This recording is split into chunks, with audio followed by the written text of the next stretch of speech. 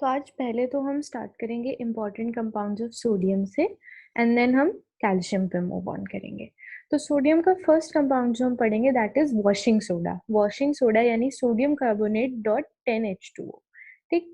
Washing soda हम कैसे बनाते हैं? Washing soda we make from Solvay process. Solvay process का यूज करके हम वॉशिंग सोडा बनाते हैं। बेसिकली इसमें रिएक्शंस क्या होते हैं? सबसे पहले हम अमोनिया लेते हैं। ठीक।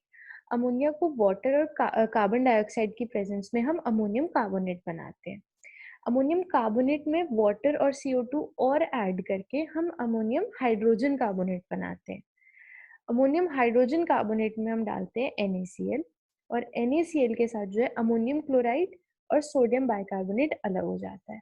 बेसिकली यहाँ पे हम ये चीज यूज करते हैं कि सोडियम हाइड्रोजन कार्बोनेट जो है उसकी सॉल्युबिलिटी बहुत कम होती है, तो वो इजीली सेपरेट हो जाता है। दे उसके जो क्रिस्टल्स हैं वो सेपरेट हो जाते हैं। ठीक है। फिर इसको हम फर्दर हीट करते हैं और इसमें से वाटर और कार्बन डाइऑक्साइड रिमूव करके सोडियम कार्बोनेट बनाते हैं। इस प्रोसेस में जो है अमोनिया हमने स्टार्टिंग में यूज किया था उसे वापस रिकवर भी कर लेते हैं अमोनियम क्लोराइड यूज करके। अभी थोड़ी देर पहले हमारा अमोनियम क्लोराइड यहाँ पे फॉर्म हुआ था। इस अमोनियम क्लोराइड जो है इसमें हम कैल्शियम हाइड्रोक्साइड डालते हैं, और कैल्शियम हाइड्रोक्साइड डालते ही अमोनिया जो है आपको वापस मिल जाता है। ठीक है। और कैल्शियम क्लोराइड जो है इसका बाय प्रोडक्ट होता है। तो इसमें अमोनिया जो है रिसाइकल हो जाती है। ये बहुत इंपॉर्टेंट पॉइंट है, कैल्शियम हाइड्रोक्साइड से इसे रिसाइकिल करते हैं। सोडियम कार्बोनेट जो है उसको वॉशिंग सोडा इसलिए बोलते हैं क्योंकि उसको बहुत ज़्यादा वॉशिंग वगैरह में यूज़ किया जाता है। सिमिलरली इसमें एक इम्पॉर्टेंट पॉइंट ये याद रखना है कि पोटेशियम बाइकार्बोनेट जो है, पोटेशियम हाइड्रोजन कार्बोनेट, आप इस प्रोसेस से नहीं बना सकते, क्योंकि because potassium hydrogen carbonate is too soluble. वो बहुत ज़्यादा सॉल्युबल होता है, तो जहाँ पे बाइकार्बोनेट के क्रिस्टल्स अभी फॉर्म हुए थे सोडियम बाइकार्बोनेट के, वो पोटेशियम के साथ वो क्रिस्टल्स नहीं बन पाते हैं क्योंकि वो बहुत ज़्यादा सॉल्युबल होता है। सोडियम बाइकार्बोनेट जो है वो व्हाइट कलर का क्रिस्टल सॉलिड होता है एंड उसको डेकाहाइड्रेट में रहता है, वो डॉट 10H2, डेका मतलब 10। ठीक है। वॉशिंग सोडा इसलिए बोलते हैं because it is readily soluble in water and on heating, जब जैसे ही इसे हीट करते हैं ये मोनोहाइड्रेट में कन्वर्ट हो जाता है। मोनोहाइड्रेट मतलब एक ही वाटर बचता है उसके अंदर। तो जैसे ही आपने इसे हीट किया, सोडियम कार्बोनेट डॉट H2O बच जाता है, 9 वाटर जो है वो अलग हो जाता है। लेकिन आप इसे फर्दर हीट करोगे तो इसमें से वो एक वाटर मॉलिक्यूल भी अलग हो जाता है एंड सोडियम कार्बोनेट बचता है आपके पास सिर्फ, और उसे हम सोडा ऐश बोलते हैं। ये कॉमन नेम आपको याद होने चाहिए सारे।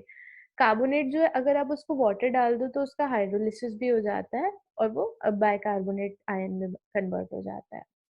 फर्दर इसके यूजेस देखेंगे तो वॉशिंग सोडा इसलिए बोलते हैं क्योंकि वॉशिंग में बहुत हाईली यूज होता है। वाटर सॉफ्टनिंग, लॉन्ड्री हो गया, क्लीनिंग हो गया, इवन सोप्स बनाने में, बोरैक्स, कॉस्टिक सोडा बनाने में, बहुत सारे इंडस्ट्रियल प्रोसेसेस में इसका यूज आता है। लेबोरेटरी रिएजेंट की तरह यूज करते हो, पेंट्स, टेक्सटाइल्स, इसके बहुत वेराइटी ऑफ यूजेस हैं। नेक्स्ट हम देखेंगे सोडियम क्लोराइड। सोडियम क्लोराइड बहुत अबंडेंट सॉल्ट है, 2.7 to 2.9% बाय मास जो है सोडियम क्लोराइड सी वाटर में पाया जाता है। ठीक। इंडिया वगैरह में तो हम इसे simply evaporation of sea water से ही ले लेते हैं। क्या करते हैं आप, अब जो इवेपोरेशन ऑफ सी वाटर होता है उससे आपको क्रूड सोडियम क्लोराइड मिलता है। क्रूड यानी इम्प्योर। ठीक है। तो उसको क्या है, हम क्रिस्टलाइजेशन करते हैं ब्राइन सॉल्यूशन की। बेसिकली आप उसको वाटर में मिक्स करके हीट करते हो, क्रिस्टलाइज करते हो। ठीक है। क्योंकि उसके अंदर sodium sulphate, calcium chloride, magnesium chloride जैसी इम्प्योरिटीज होती हैं। तो इसमें क्या है, ये इम्प्योरिटीज जो है मॉइस्चर एब्जॉर्ब कर लेती हैं एटमॉस्फेयर से। कैल्शियम क्लोराइड, मैग्नीशियम क्लोराइड, इनकी अपनी प्रॉपर्टीज होती हैं। तो आपको सोडियम क्लोराइड जो है वो क्रूड सॉल्ट जो है मिनिमम अमाउंट ऑफ वाटर में डिसॉल्व करते हो आप, और उससे इनसॉल्युबल इम्प्योरिटीज जो है वो तो पहले ही हटा देते हो, क्योंकि NaCl जो है वो वाटर में इजीली डिसॉल्व हो जाएगा, तो आप उसे फिल्टर आउट कर लेते हो। जो इनसॉल्युबल इम्प्योरिटी है वो तो ऐसे ही अलग हो जाती है। फिर उसके बाद उसमें आप HCl डाल देते हो ताकि क्रिस्टल्स ऑफ सोडियम क्लोराइड जो है वो सेपरेट हो जाए। कैल्शियम और मैग्नीशियम के क्लोराइड जो है वो बहुत सॉल्युबल रहते हैं, इसलिए वो सॉल्यूशन में ही रह जाते हैं, वो क्रिस्टल आउट नहीं होते हैं। सोडियम क्लोराइड का मेल्टिंग पॉइंट बहुत हाई होता है, 1081 kelvin. It has a solubility of 36 gram in 100 grams water. ये सब इतना इंपॉर्टेंट डिटेल में याद रखने की जरूरत नहीं है, मेनली आपको प्रोसेस पता होना चाहिए।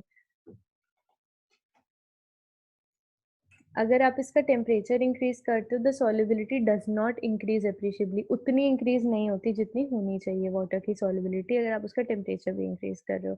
कॉमन सॉल्ट टेबल सॉल्ट की तरह यूज किया जाता है और sodium peroxide, sodium hydroxide, sodium carbonate के प्रिपरेशन में भी हम इसे यूज करते हैं। फर्दर चलेंगे sodium hydroxide. Sodium hydroxide is caustic soda. Caustic soda यानी सोडियम हाइड्रोक्साइड जो हम कास्टनर केल्नर सेल में बनाते हैं। क्या करते हैं हम बेसिकली, कास्टनर केल्नर सेल जो है वो इलेक्ट्रोलिसिस का एक सेल होता है, ठीक। तो हम सोडियम क्लोराइड लेते हैं और उसको उसका इलेक्ट्रोलिसिस कर देते हैं। अब इलेक्ट्रोलिसिस करने पे सोडियम जो है अलग हो जाता है, क्लोरीन जो है अलग हो जाता है। इस केस में हम मरकरी कैथोड यूज करते हैं।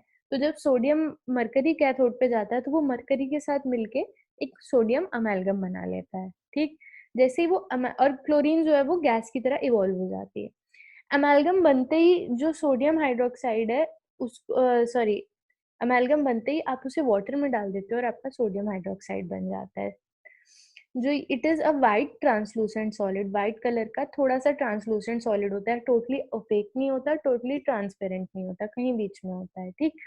Crystals of sodium hydroxides are deliquescent. Deliquescent मतलब वो वाटर एब्जॉर्ब करते हैं। उसके यूजेस देखोगे तो soap, paper, artificial silk, chemicals, bauxite की प्योरिफिकेशन में यूज होता है, टेक्सटाइल इंडस्ट्रीज हैं, प्योर फैट्स एंड ऑयल्स बनाने में, लेबोरेटरी रिएजेंट, सोडियम हाइड्रोक्साइड के बहुत वेराइटी ऑफ यूजेस हैं। नेक्स्ट हम देखेंगे बेकिंग सोडा यानी sodium hydrogen carbonate. Baking soda इसे इसलिए बोलते हैं क्योंकि इसमें से बहुत रेडिली कार्बन डाइऑक्साइड जो है रिलीज होता है और बेकिंग उसमें बहुत ज्यादा यूज किया जाता है केक्स पेस्ट्रीज बनाने में। सोडियम बाइकार्बोनेट जो है उसे हम बनाते हैं सोडियम कार्बोनेट को के अंदर वाटर और CO2 डाल के, ठीक है।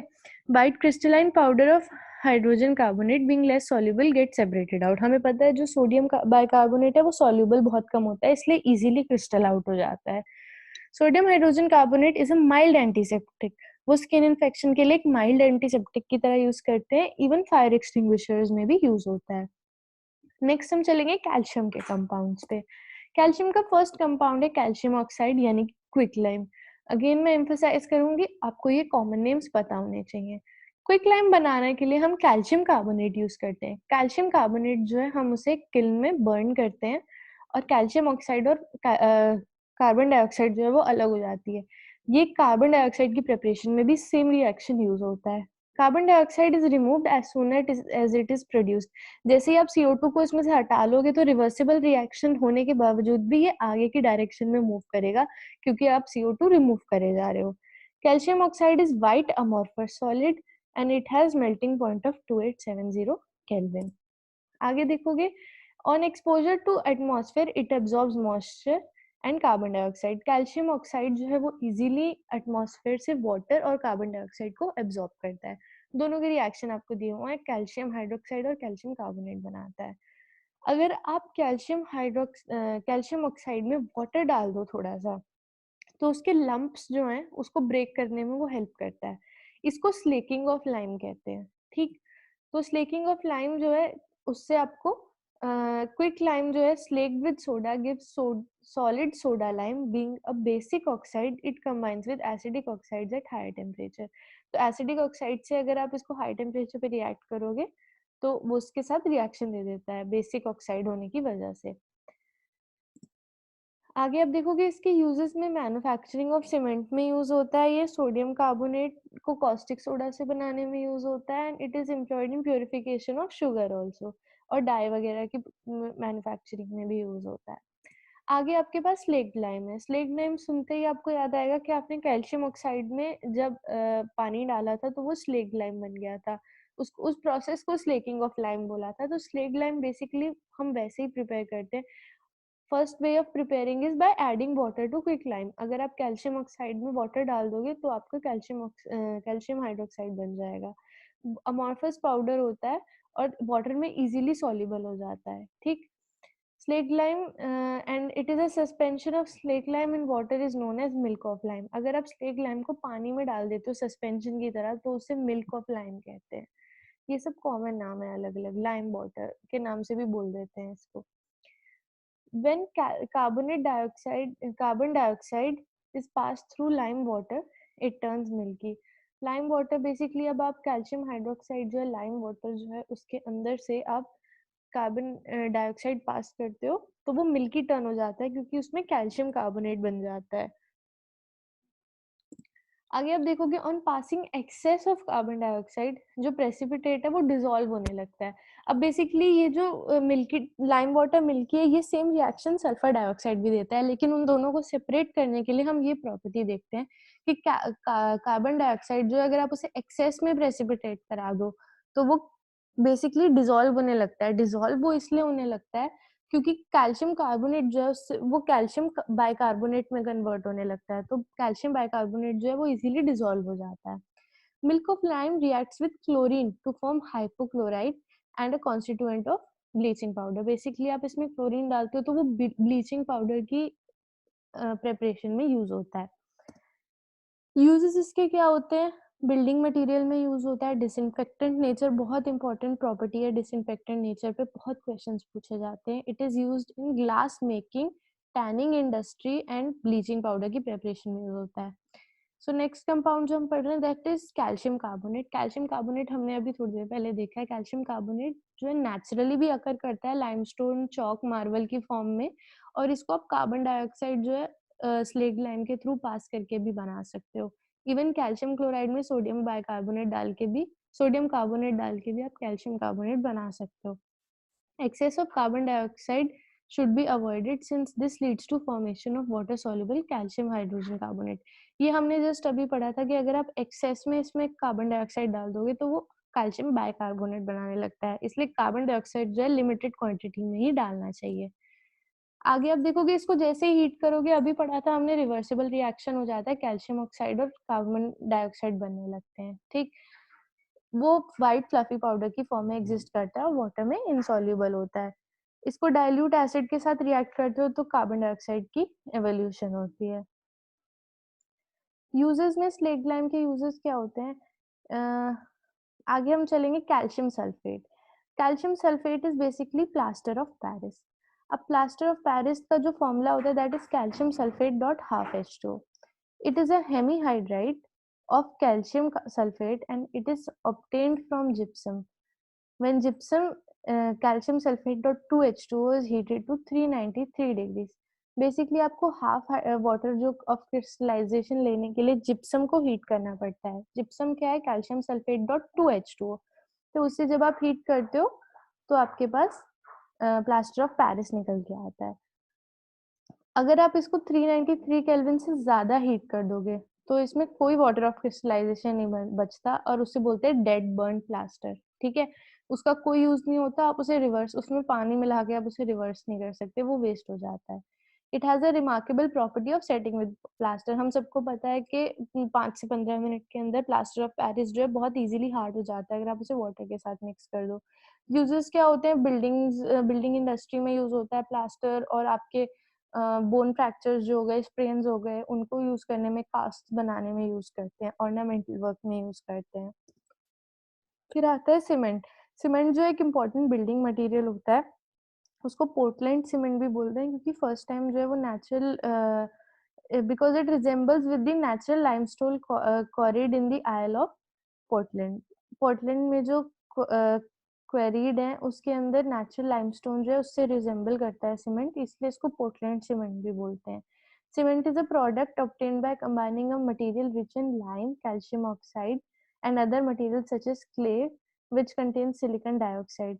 अब उसके अंदर मेनली जो है लाइम और कैल्शियम ऑक्साइड होता है, लेकिन उसमें थोड़ा बहुत क्ले कंटेंट्स भी रहेंगे, silica, silicon dioxide, aluminium, iron और मैग्नीशियम के ऑक्साइड्स भी प्रेजेंट होते हैं। दी एवरेज कंपोजिशन बेसिकली क्या करेगी रहेगी, इसमें देखोगे आप, मैक्सिमम जो है कैल्शियम ऑक्साइड है 50 to 60%।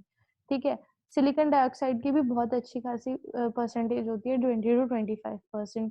फिर धीरे धीरे आप रिड्यूस करोगे, एल्यूमिनियम जो है 5 से 10% होता है, मैग्नीशियम जो है 2 से 3% होता है, आयरन 1 से 2% एंड सल्फेट जो है वो 1 to 2%। For a good quality cement, the ratio of silica to aluminium should be between 2.5 and 4, and ratio of calcium oxide to the total of oxide present should be as close to possible as true. ठीक.